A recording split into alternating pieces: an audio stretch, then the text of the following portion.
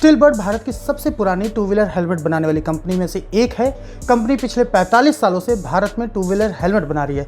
ऐसे में कंपनी के मैनेजिंग डायरेक्टर राजीव कपूर जी हमारे साथ हैं। सर, नवभारत टाइम्स में आपका बहुत बहुत स्वागत है। नमस्कार। इससे पहले कि हम इंटरव्यू शुरू करें, लोगों की शिकायत हमेशा ये रहती है कि ऑटोमोबाइल्स के जितने भी इंटरव्यू हैं वो अक्सर बोरिंग हो जाते हैं। तो क्यों ना एक नई पहल करते हुए हम आम आदमी की भाषा में बात कीजिए। आप भूल जाइए कि मैं रिपोर्टर हूँ, समझिए मैं एक आम आदमी हूँ गाँव का, जिसको आपको समझाना है, और आम आदमी के सवालों का जवाब हम उसी की भाषा में देने की कोशिश करेंगे। बिल्कुल सर, 45 साल पुरानी आपकी कंपनी है हेलमेट की। 45 साल पहले कितने लोगों के पास टू व्हीलर था ये सबको पता है। मेरे घर में खुद टू व्हीलर नहीं था। ऐसे में आपको उस समय ये कब ख्याल आया कि चलो हम हेलमेट बनाते हैं? ऐसा जी, हमने स्टीलबर्ड ब्रांड फॉर्म किया 1964 में, 1964 में। तो हम ऑटोमोबाइल के फ़िल्टर्स बनाते थे। तो हमने कुछ ही सालों में 600 तरह के फ़िल्टर्स बना दिए और हम फ़िल्टर किंग हो गए। तो जब आप बढ़ रहे होते हो ना, तो बहुत हज़ारों लोग आपके पास आते हैं सलाह लेने के लिए कि कपूर साहब कोई काम बताओ, कोई काम बताओ। तो मेरे फादर सबको बोलते थे, यार हेलमेट बनाना शुरू करो। सबको यही सलाह देते थे कि हेलमेट हिंदुस्तान में बहुत चलेगा आने वाले टाइम में, तो सब हेलमेट बनाओ। तो एक दिन ख्याल आया मेरे फादर को, मैं सभी को ये सलाह देता रहता हूँ कि हेलमेट बनाओ, क्यों ना मैं खुद ही हेलमेट बनाना शुरू कर दूँ। तो हमने खुद ही हेलमेट बनाना शुरू कर दिया। और तब उस टाइम पे भारत सरकार दिल्ली में हेलमेट को कंपलसरी करने के लिए अभियान भी चला रही थी। तो हमें पता था कि हेलमेट की डिमांड बहुत बढ़ेगी, और हमने 1976 में हेलमेट बनाना शुरू कर दिया। और तब उस ज़माने में तो आप सोचो, बजाज चेतक बनता था, 5000 स्कूटर बनता था, मुश्किल 5000 तो उसकी ब्लैक होती थी। जितने का स्कूटर नहीं होता था उतने की ब्लैक होती थी उसके ऊपर। तो उस ज़माने में हम कितने हेलमेट बनाते थे रोज़ के? 100 हेलमेट। मैं भी जब 1989 में आया, 1976 में आप 100 हेलमेट बनाते थे। 100 हेलमेट पर डे की बात बता रहे हैं कि पर महीने की बात कर रहे हैं या पर साल? पर डे की बात बता रहा हूँ, क्योंकि तब ताज़ा कंपलसरी हुआ था। तो मुझे याद है तब शायद हेलमेट का प्राइस 79 रुपीज़ था, जो मुझे मेरे फादर बताया करते कि यार 79 का हम हेलमेट देते थे, जहाँ तक कि मुझे याद है। तो बस फिर बढ़ते बढ़ते आज आपको पता ही है स्टीलबर्ड किस मुकाम पे पहुँच गया। सर, हमारे ये व्यूअर ये जानना चाहेंगे कि स्टीलबर्ड एक दिन में कितने हेलमेट्स बनाती है? देखिए जी, आज की डेट में हम मोर और लेस 20,000 हेलमेट, 20,000 हेलमेट रोज़ बनाते हैं। रोज़ बनाते हैं? हमारे हिंदुस्तान में 7 प्लांट हैं। 3 प्लांट हमारे हिमाचल में हैं, जो 6 lakh square feet built up area में है, और हमारे 4 प्लांट जो हैं वो नोएडा में हैं। हेलमेट जी देखने में बहुत आसान लगता है, ये तो हेलमेट है, पर हेलमेट बनाना, एक अच्छा हेलमेट रियल स्टैंडर्ड का बनाना, ये एक आसान बात नहीं है जी। सर, ये बताइए, साल भर में एक दिन में आप 20,000 हेलमेट बनाते हैं, साल भर में कितने हेलमेट आप बेच लेते होंगे? 50 से 60 लाख हेलमेट हो गया साल का। 5 लाख हेलमेट हो गया महीने का, 12 से इंटू करेंगे तो 50 से 60 लाख हेलमेट साल का हो गया। भारत सरकार जब से मोदी सरकार आई है, लगातार आत्मनिर्भर का नारा दिया जा रहा है। कहा जा रहा है कि जितनी भी भारतीय कंपनियां हैं उनको प्रोडक्शन में बढ़ावा दिया जाए, असिस्ट किया जाए, ताकि वो आगे और भी प्रोडक्शन बढ़ाएं, जिससे लोगों को रोजगार मिले। आपको क्या लगता है कि आत्मनिर्भर का जो नारा है वो सिर्फ नारा ही है कि ग्राउंड पे उसका इम्प्लीमेंटेशन भी हो रहा है और आपको उसका कोई फ़ायदा मिल रहा है? देखिए जी, अगर आप मुझसे पूछो, क्योंकि मुझे खुद बिज़नेस में कई साल हो गए, मैं 1989 में आया था बिज़नेस में, पर जो मोदी सरकार ने जो स्टेप उठाए हैं इस देश के लिए, वो बहुत ही सराहनीय हैं, बहुत ही अच्छे स्टेप हैं। आप देखिए, अब हमारे यहाँ लाइट कहाँ जाती है? पहले जब हम फैक्ट्री चलाते थे तो हमें कई बार 24-24 घंटे जनरेटर ही चलाने पड़ते थे। हम जनरेटर के बगैर गुजारा ही नहीं कर पाते थे। पर आज हमारे यहाँ बिजली नहीं जाती है, तो सरकार बहुत सारा सपोर्ट कर रही है। सरकार जीएसटी लाई, जो प्रॉब्लम थी हमें इतनी ज़्यादा कि हमें सी फॉर्म की प्रॉब्लम्स होती थी, वो सारे टैक्सेशंस ख़त्म हो गए और सिंपल जीएसटी उन्होंने लागू कर दिया। ये एक बहुत अच्छा स्टेप उन्होंने उठाया। अब आप देखें, पहले कितनी यूनियन होती थी जी, किसी फैक्ट्री में हड़ताल हो रही है, किसी फैक्ट्री में तोड़ा फोड़ा हो रही है। अब कितने साल हो गए आपने सुना ही नहीं होगा कि हड़ताल हो रही है। तो मोदी सरकार के आने से बिजनेस बहुत अच्छा हो गया है। सबसे सस्ता हेलमेट एज ए मैन्युफैक्चरर, आप देखिए कंपनी के मालिक हमारे साथ हैं, हम आपकी भाषा में सबसे पूछते हैं, मेरे पास पैसा सबसे कम है। अब आप इसको कितना भी कम मान सकते हैं, ऐसा आप कितने कम रुपए में मुझे एक ऐसा हेलमेट दे सकते हैं जो सेफ्टी में परफेक्ट हो, बाकी डिज़ाइन में थोड़ा कम भी होगा चलेगा। तो तो सबसे सस्ता हेलमेट मुझे कितने में मिल सकता है? आपको जी सबसे सस्ता हेलमेट 700 रुपये का मिल सकता है, 700 फुल फेस वो भी। Full face? हाँ, हमने एक हेलमेट लॉन्च किया है, उसका 849 MRP है। हेलमेट इसको कहते हैं जो हमारे ग्राहक ने, ये तो खैर बहुत महंगा है, ये तो SA2 है। एक एग्जांपल। हाँ, तो फुल फेस है, जैसे ये रॉक्स है, इसी का आपको नॉन पेंटेड वर्जन, ये 849 MRP का जी, इसी का नॉन पेंटेड वर्जन, ठीक है जी। कोई डीलर आपको 10% डिस्काउंट दे सकता है, कोई 15 दे सकता है, तो आपको 700, 750, 800 ये हेलमेट आराम से मिल सकता है। सबसे महंगे हेलमेट स्टीलबर्ड कितने रुपए का है अभी, अगर आप कुछ बता सके तो? ब्लावर है जी हमारा 10,000 रुपये का हेलमेट है। 10,000 का है। और भी महंगा आगे जाने का कोई? बिल्कुल, आगे और लाने का पूरा विचार है जी, और आगे हेलमेट बन रहे हैं, वो आ रहे हैं। चलिए एक सवाल पूछते हैं, जब भी बात होती है भारतीय कंपनियों के ऑटोमोबाइल्स की, तो लोग कहते हैं टाटा, मारुति का नाम लेते हैं, हीरो का नाम लेते हैं, TVS का नाम लेते हैं, रॉयल इनफील्ड का नाम लेते हैं। हेलमेट में ऐसा क्यों नहीं हो रहा है कि लोग ये कहें कि यार ये भी भारतीय कंपनी इतनी पुरानी साल है, हम दुनिया के इतने देशों में 50 से ज़्यादा देशों में बिक्री कर रहे हैं, कहाँ कमी रह गई कि लोग भूल गए या लोगों को पता नहीं है? इसमें गलती किसकी थी? नहीं जी नहीं, ये आप स्टील बर्ड को जी पूरा हिंदुस्तान जानता है, क्योंकि ये 3 जनरेशन है, इतने साल हो गए। जब दादा ने हेलमेट पहना, दादा की जान बची, तो दादा ने अपने बेटे को बोला, पुत्र हेलमेट स्टील बर्ड ही लियो, क्योंकि उससे मेरी जान बची थी। फिर अब जो उसकी 3rd जनरेशन है, उसको भी फादर बोल रहा है हेलमेट लियो तो स्टील बर्ड लियो, क्योंकि मेरी उससे जान बची थी। तभी तो हम इतने हेलमेट बेच रहे हैं जी आज की डेट में, जबकि बाजार में नकली ISI 100 रुपये का, 150 रुपये का अवेलेबल है। तो स्टील बर्ड इतने हेलमेट कैसे बेच पा रहा है? इसलिए तो बेच पा रहा है, नहीं तो स्टील बर्ड कैसे बेच पाता है इतने हेलमेट? क्योंकि लोगों को स्टील बर्ड पे बहुत विश्वास है। एक सवाल बीच में आपको रोक के पूछना चाहता हूँ, जैसे सारी ऑटोमोबाइल्स, कार कंपनियां, बाइक कंपनियां इन दिनों कच्चे माल की कीमतों को महंगा होने के कारण उसकी कीमतें बढ़ रही हैं, तो आपके हेलमेट की कीमतें अभी भी वैसी हैं या आपने भी उसमें प्राइस हाइक की है? ऐसे जी हमें तो बहुत ही प्रॉब्लम होती है। जो हम ABS 123 रुपये का लेते थे, वो 300 रुपये पहुँच गया था। जो हम पॉलीकार्बोनेट 160 का लेते थे, आज वो 305 रुपये का है। पर हम इतनी बड़ी ऑर्गेनाइजेशन है, हमारे लाखों करोड़ों हेलमेट बाजार में होते हैं, हम रोज़ प्राइस ऊपर नीचे नहीं कर सकते, तो हमें वो लॉस बियर करना पड़ता है, क्योंकि हम वेट कर रहे होते हैं शायद कल प्राइस गिर जाए, क्योंकि ये बहुत वॉलेटाइल हो गई है मार्केट इस समय। ये बिजनेस के लिए बिल्कुल भी ठीक नहीं है। एक सवाल और पूछना चाहूँगा, ऑटोमोबाइल कंपनियों की तरफ से लगातार ये मांग की जा रही है कि GST की कीमतें घटाई जाए। हालांकि सरकार ने सिर्फ इलेक्ट्रिक व्हीकल पर GST की कीमतों को कम किया है। ऐसे में आप एज अ हेलमेट मैन्युफैक्चरर क्या देखते हैं, आपकी भी क्या मांग है कि GST कम करें, खासकर तब जब नितिन गडकरी जी खुद ये कह रहे हैं कि हमें लोगों को जितनी रोड सड़क हादसे में मौत हो रही है उसको कम करना है, तो GST कम करने से हेलमेट की सेल बढ़ेगी, लोग ज़्यादा सेफ रहेंगे। तो आपको क्या लगता है कि GST कम होनी चाहिए, कितनी कम होनी चाहिए, ये भी अगर आप बता सके तो? ऐसे GST हेलमेट पे बिल्कुल कम होना चाहिए। हेलमेट एक नेसेसिटी आइटम है, लाइफ सेविंग डिवाइस है। ये एक, जैसे कोरोना आया, इन्होंने सैनिटाइज़र पे ड्यूटी कम करी, इन्होंने ऑक्सीमीटर्स पे कम करी, ऐसे हेलमेट ये तो लोगों की जान बचाता है। हिंदुस्तान का क्या, हर कंट्री का 3% ऑफ द GDP जो है वो ट्रैफिक पे खर्च होता है, रोड्स पे खर्च होता है, ambulance, police, traffic, insurance, medicals, क्योंकि रोड एक्सीडेंट्स में बहुत हादसे होते हैं, उस पर सरकार का बहुत खर्चा होता है। अगर सरकार आज हेलमेट पे GST कम कर दे, जो कि 18% है, हेलमेट एक लाइफ सेविंग डिवाइस है, उस पर 5% से ऊपर GST नहीं होना चाहिए। आप देखेंगे अच्छा हेलमेट सस्ता हो जाएगा, लोग अच्छा हेलमेट खरीदेंगे, लोगों की जानें बचेंगी और सरकार को बेनिफिट होगा। जो उसका 3% का GDP खर्चा है वो 1.5% रह जाएगा। ये एक बहुत बड़ा सरकार को बेनिफिट होगा। प्लस आज WHO की रिपोर्ट के मुताबिक 3 लाख जानें हर साल हिंदुस्तान में जा रही हैं। अच्छा हेलमेट पहनने से, GST कम होने से अच्छा हेलमेट सस्ता होगा, लोग सस्ता हेलमेट, अच्छा हेलमेट पहनेंगे और उनकी जानें बचेंगी। तो यानी अगर आपके हिसाब से ये समझा जाए तो आप ये कह रहे हैं कि अगर GST घटाया जाएगा तो लोग ब्रांडेड हेलमेट को ज़्यादा खरीदेंगे बजाय एक डुप्लीकेट हेलमेट को खरीदने के। बिल्कुल। तो अच्छा, इस बीच क्या हुआ है कि 1 जून से भारत में नॉन ISI हेलमेट को बेचना गैर कानूनी हो गया है। यानी अगर आप ब्रांडेड हेलमेट नहीं बेचते हैं या उसका स्टॉक करते हैं तो आपको जेल भी हो सकती है, फाइन भी हो सकता है। आप इस पहल को कैसे देखते हैं? ये पहल तो जी बहुत अनिवार्य थी, देर आए दुरुस्त है, मैं तो ये कहता हूँ। ये तो कई साल पहले आ जाना चाहिए था, जबकि मोटर व्हीकल एक्ट में यही लिखा हुआ है कि जब आप 2 व्हीलर चलाएं या पीछे कोई बैठे तो उसको ISI मार्क हेलमेट ही पहनना है।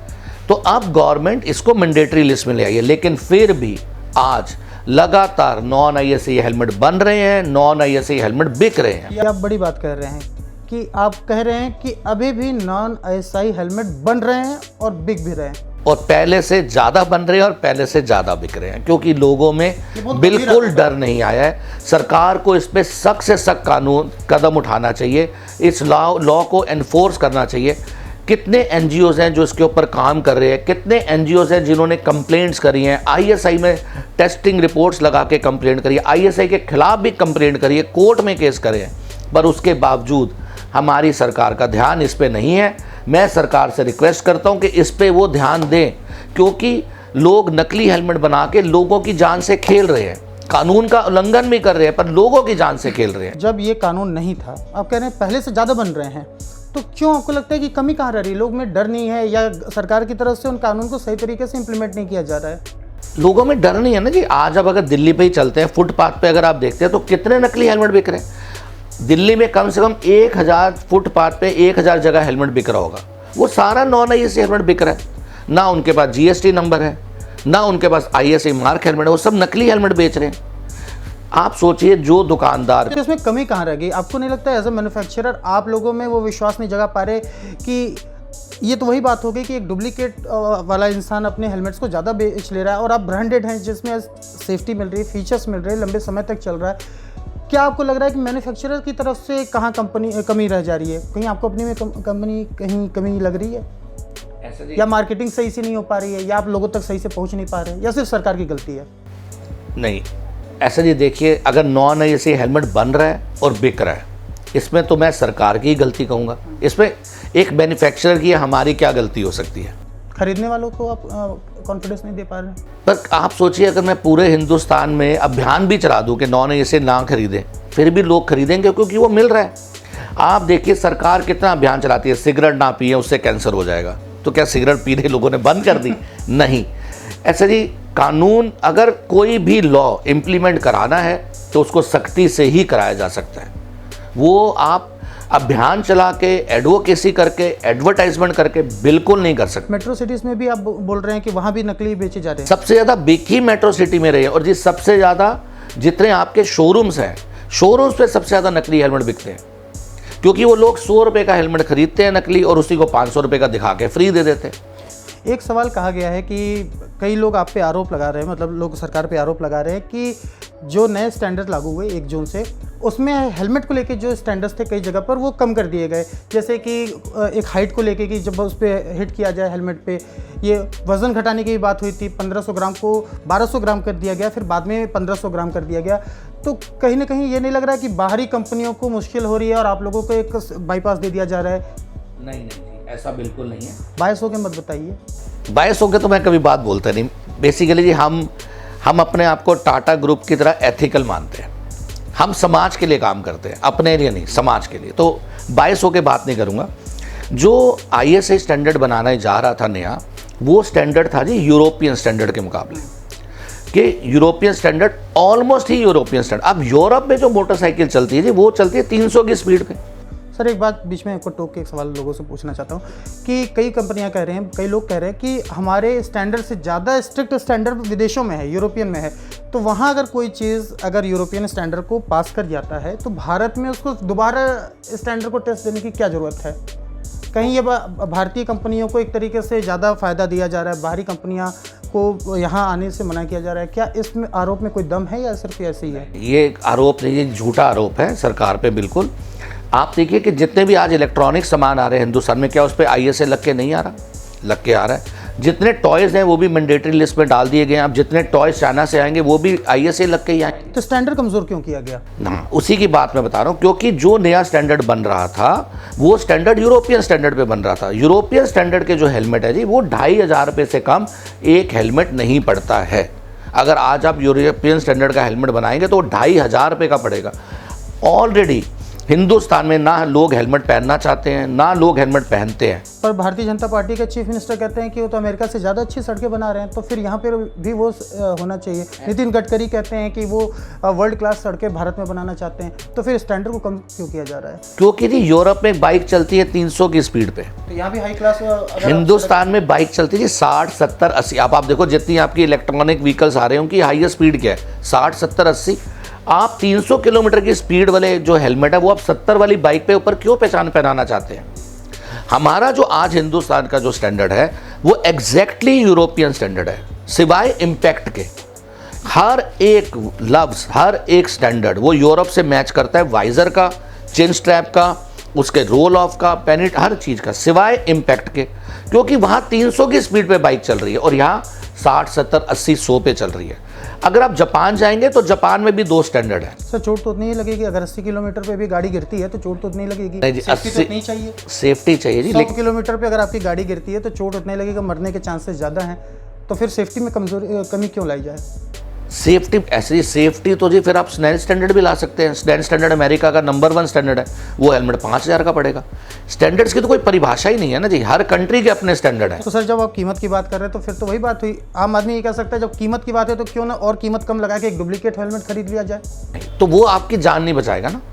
ISA स्टैंडर्ड, आप उस पर हथौड़ा मारें, ट्रक चला लें, कुछ कर लें, जो आज का स्टैंडर्ड है वो हेलमेट टूटेगा नहीं, वो हेलमेट आपकी जान बचाएगा ही बचाएगा। आप जो उसके वाइजर पौधे का अपडेट किया, उस पर स्क्रैच रेजिस्टेंस वाइजर की कोटिंग करी हुई है, आपका जो बक्कल है वह 200 किलो के इम्पैक्ट पे टूटेगा। सिर्फ आपके लिए इम्पैक्ट के ऊपर आपको सिर्फ सहूलियत दी गई है क्योंकि आपकी स्पीड कम है। पर अगर किसी को यूरोपियन स्टैंडर्ड के हेलमेट पहनने हैं, DOT के पहनने हैं, वो शौक से पहने।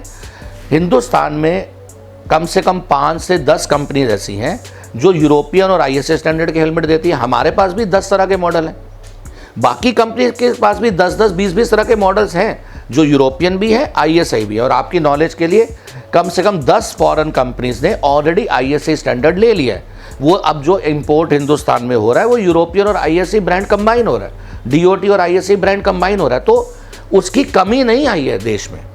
अगर आप कहें कि अच्छे हेलमेट की कमी आ गई है तो अच्छे हेलमेट की कमी कोई नहीं आई है। अच्छे हेलमेट अभी भी मिल रहे हैं, हमारे पास भी अच्छे हेलमेट है, बाकियों के पास भी अच्छे हेलमेट है। कोविड में सभी ऑटोमोबाइल्स कंपनियों को बहुत नुकसान हुआ, सेल्स ऑलमोस्ट कई महीने तो एकदम ज़ीरो रही, प्रोडक्शन भी बंद रहा। ऐसे में हेलमेट की मांग बहुत ज़्यादा होती है।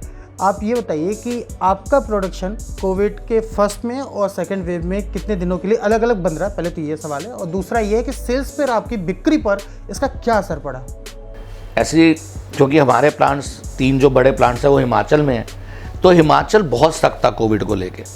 वहाँ पर बगैर पास के एंट्री बैन थी, कोई भी वर्कर आता था तो उसको क्वारंटाइन किया जाता था 15 दिन के लिए। हिमाचल बहुत सख्त था। तो हमारे प्लांट जी 2 महीने के लिए फर्स्ट वेव में बंद रहे, 2 महीने के लिए सेकंड वेव में भी बंद रहे। बहुत दिक्कत हुई। हमारे पास टोटल स्ट्रेंथ जो थी वो 3500 लोगों की थी। 3500 लोग हमारे पास काम करते थे कोविड से पहले, और कोविड के बाद हमारे पास सिर्फ 1700 लोग रह गए। लोग सब गांव चले गए। जैसे ही लॉकडाउन खुला, बसेस भर भर के सारे लोग गांव चले गए। 1700 लोग कुल रह गए काम करने वाले, और हेलमेट की सेल बहुत ड्रॉप हो गई क्योंकि सब जगह ही लॉकडाउन लगा हुआ था, लोगों को बहुत डर था। तो ऐसे में हमने जी फिर फेस शील्ड्स बनानी शुरू करी, क्योंकि आपको सर्वाइव तो करना है। और ये एक हिंदुस्तानी एंटरप्रेन्योर्स की खासियत भी है कि वो बड़ी से बड़ी भी जंग जीत जाते हैं, वो हार नहीं मानते। तो फिर हमने फेस शील्ड्स बनानी शुरू करी। तो पहले वेव में हमने 10 लाख फेस शील्ड बेची। पहले वेव में हमने फेस शील्ड के 10 लाख यूनिट्स बेचे। हाँ जी, 10 लाख यूनिट बेचे। सेकंड में भी लगभग जी 10 लाख यूनिट बेचे।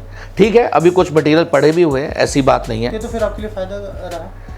नहीं जी, हेलमेट जितने नहीं बिक रहे थे उससे ज़्यादा तो आपने फेस शील्ड। पर फेस शील्ड को आप हेलमेट से कंपेयर नहीं कर सकते ना जी।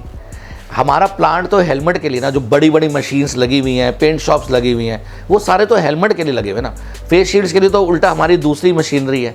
फेस शील्ड को आप कैसे देखते हैं फ्यूचर में? आपको क्या लगता है कि अब इसका काम खत्म हो चुका है या इस पर भी आपको कोई नया स्कोप दिखाई दे रहा है? फेस शील्ड की प्रोडक्शन जी हम 25,000 पीस तक पहुंच गए थे रोज। आज तो फेस शील्ड 200 पीस भी रोज नहीं बिकती है। एक ग्राहकों के लिए, हमारे व्यूअर्स के लिए एक बात बता दें कि कई लोग ये कहते हैं, जो आपके बारे में जानते हैं, वो कहते हैं कि स्टील बर्ड ने शायद ही कोई सेक्शन छोड़ा है। आपने चश्मे बना दिए, आपने फेस शील्ड बना दिया, आपने हेलमेट बना दिया, आपने राइडिंग किट यानी जैकेट और सब कुछ। ऐसा क्या चीज़ आपको लग रहा है कि आपने छोड़ दिया है और आपको कवर करना बाकी है? नहीं, अभी तो जी बहुत कुछ कवर करना बाकी है। ऐसे जी अभी हमने रिसेंटली क्रिकेट हेलमेट लॉन्च करे हैं, अभी हम साइकिल हेलमेट्स लॉन्च करने वाले हैं। तो फर्स्ट टारगेट तो हमारा ये है जी कि हम हेलमेट्स की सारी रेंज स्टील बर्ड बना रहा हो, बुलेट प्रूफ हेलमेट्स बना रहा हो, फायर फाइटिंग हेलमेट्स बना रहा हो। तो हम उस डायरेक्शन में मूव कर रहे हैं कि स्टील बर्ड के पास हर तरीके का हेलमेट होना चाहिए, हर कंट्री के स्टैंडर्ड का हेलमेट होना चाहिए। शायद भारत में हम पहली कंपनी होंगे जो मैन्युफैक्चरिंग कंपनी जो 2206 जो यूरोप का नया स्टैंडर्ड आया है उसके हेलमेट सबसे पहले हम हिंदुस्तान में लॉन्च करेंगे। वो हमने बना दी है जी, ऑलमोस्ट 2 महीने के अंदर लॉन्च हो जाएंगे। एक सवाल और ये पूछना चाहूँगा आपसे कि भारतीय बाज़ार में कई ऐसी हेलमेट बनाने वाली कंपनियां हैं जो ये दावा करती हैं कि दुनिया में सेल्स के टर्म में सबसे ज़्यादा, यानी उनका ये कहना है कि उनके हेलमेट पूरी दुनिया में सबसे ज़्यादा बिकते हैं, और ये दावा कई कंपनियां करती हैं। आप भी उस दावे में कई बार आते हैं। तो ये क्या ये राइवल्स हैं या ये कंपटीशन के लिए सही है, या अगर मैं आपसे पूछूं कि नंबर 1 कौन है तो आप क्या कहेंगे? ऐसे जी चलो मैं आपसे ही पूछता हूँ कि नंबर 1 मारुति है, नंबर 1 फरारी है? दोनों का सेगमेंट बिल्कुल अलग है। दोनों के सेगमेंट अलग हैं जी, है ना। तो हर हेलमेट का जी ऐसे ही स्टैंडर्ड, अगर आप रेसिंग तो आप मारुति हैं या फरारी हैं? आप कहाँ खुद को देख रहे हैं? ऐसे जी हम इसका जवाब है कि जी हम हर सेगमेंट में आ रहे हैं। जैसे मैंने आपको भी बताया, तो हम जो लोअर सेगमेंट है, जो नॉन पेंटेड हेलमेट का सेगमेंट है, जो सबसे बड़ा सेगमेंट है, उसमें भी हम हैं, और उसमें मैक्सिमम वैरायटी अगर कोई हिंदुस्तान में बनाता है तो वो हम बनाते हैं। आपको किस सेगमेंट में सबसे ज़्यादा फायदा हो रहा है? किस में नंबर 1 मान सकते हैं? अगर मैं आपसे कह दूं, चलिए एक, आप सब में टोटल नंबर 1 नहीं कह रहे, एक सेगमेंट बताइए जिसमें स्टील बर्ड कह रहा है कि मैं नंबर 1 हूं। ऐसे स्टील बर्ड से ज़्यादा इनोवेटिव हेलमेट्स पूरे वर्ल्ड में कोई नहीं बनाता। इनोवेटिव सबसे ज़्यादा इनोवेशंस अगर कोई करता है हेलमेट इंडस्ट्री में पूरे वर्ल्ड में, वो स्टील। एक आम आदमी आपसे पूछ रहा है जैसे, हाँ, जैसे मैं आपको बताता हूँ जी, जैसे सब हैंड्स फ्री हेलमेट, अभी तक क्या जी वर्ल्ड में ब्लूटूथ हेलमेट चलते थे, ठीक है, पर हमारी कंट्री में जी बाइकर कौन है जो साइकिल से उठ के बाइक लेता है? ब्लूटूथ हेलमेट की आपने बात की तो अभी बेंगलोर का एक किस्सा मुझे याद आ रहा है। तो जहाँ पर आप अपने हमारे दर्शकों को कुछ बताइए कि आप फैसिलिटी दे रहे हैं और उधर चालान काट दे रही है ट्रैफिक पुलिस। हमने एज ए एसोसिएशन जी उसको प्रोटेस्ट भी किया है, क्योंकि पूरे वर्ल्ड में, छोटा सा किस्सा बहुत शॉर्ट में हमारे दर्शकों को बता, क्योंकि बेंगलोर पुलिस क्या कर रही है कि ब्लूटूथ के ऊपर चालान काट रही है, पर आप देखो जी पूरा वर्ल्ड टेक्नोलॉजी से भर रहा है, चेंज हो रहा है। अब तो टेस्ला की कार आ रही है जिसमें ड्राइवर ही नहीं होगा। तो आप ट्रैफिक पुलिस कह रही है कि आप ब्लूटूथ से आप अगर गाना सुन रहे हैं या कुछ भी कर रहे हैं तो आप राइडिंग पे ऐसे जी अगर मैं बाइक राइडर हूँ और मेरे फ़ोन बजा तो मैं फ़ोन तो जी उठाऊंगा ही उठाऊंगा, है ना। अगर आप बाइक राइडर हैं, आप 100 की स्पीड में चल रहे हैं तो आप फ़ोन क्यों उठाएंगे?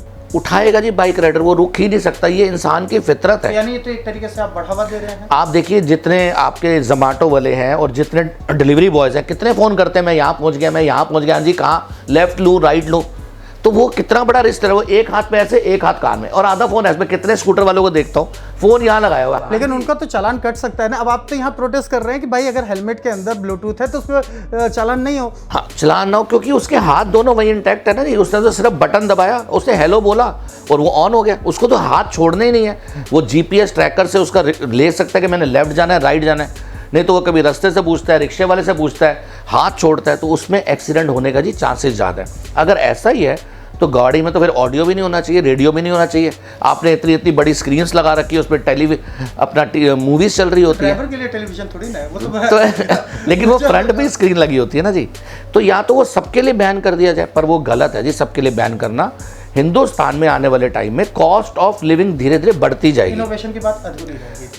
तो पूरा वर्ल्ड इनोवेशन की तरफ जा रहा है जी। पूरे वर्ल्ड में ब्लूटूथ अलाउड है, पूरे वर्ल्ड में हेलमेट विद ब्लूटूथ फिट होते हैं। सारे लोग जो टूर्स पे जाते हैं, लेह लद्दाख जा रहे हैं, कोई राजस्थान जा रहा है, कोई वर्ल्ड के टूर पे जा रहा है, सब इंटरकॉम होते हैं, वॉकी टॉकी के साथ भी कनेक्ट होते हैं ताकि वो गुम ना जाएं।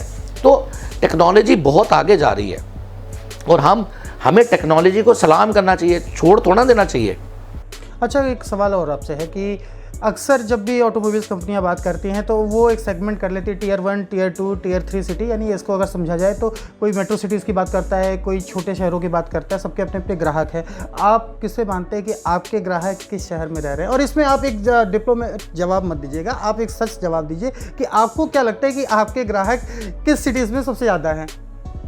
ऐसे ही वैसे तो आपको हैरानी होगी, है ना, ये जान के कि गांव में जी हमारा हेलमेट बिकता है। गांव में जहां पर जी बस सर्विस भी नहीं होती थी ना, वहां हम बैलगाड़ी से अपने हेलमेट पहुंचाते थे। बैलगाड़ी से आप सच में पहुंचाते थे या कह रहे हैं? झूठ तो हम बोलते ही नहीं। नहीं, आप बैलगाड़ी से पहुंचाए हैं? बैलगाड़ी से पहुंचवाते थे जी वहां पे। अभी हाल ही में ड्रोन से वैक्सीन पहुंचाई गई है, तो क्या आप इस पे कुछ सोच रहे हैं? नहीं, ड्रोन से हेलमेट तो नहीं, लेकिन अब तो ऑनलाइन ने सर्विस इतनी अच्छी कर दी कि आपको हर जगह पहुंचा सकते हैं। अगर आप आज ऑनलाइन के सेगमेंट में देखेंगे जी, तो प्रीमियम सेगमेंट में स्टील बड इज नंबर 1।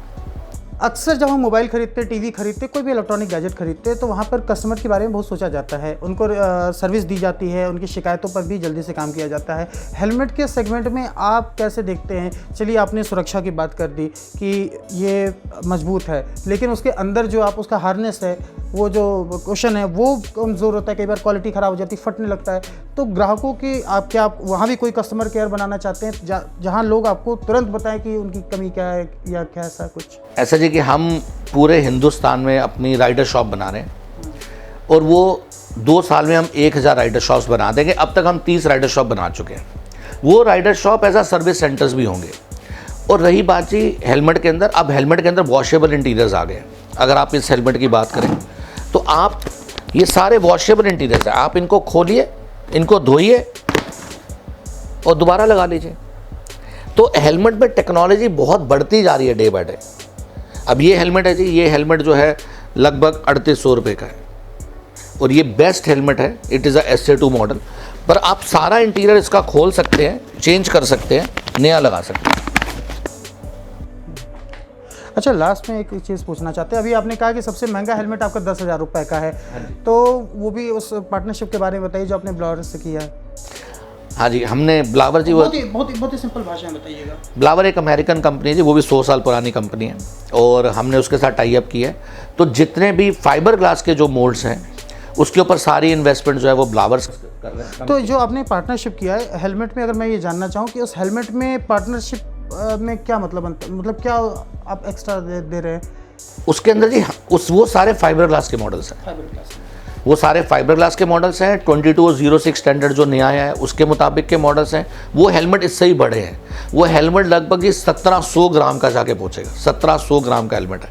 1500 ग्राम में, जैसा कि मैं बता रहा था आपको कि वहाँ लिमिटेशन लग जाती है 1700 अब ये 1700 क्योंकि ये नया स्टैंडर्ड आ गया, ये नया स्टैंडर्ड और टफ है और ये 1700 ग्राम का हेलमेट बैठेगा।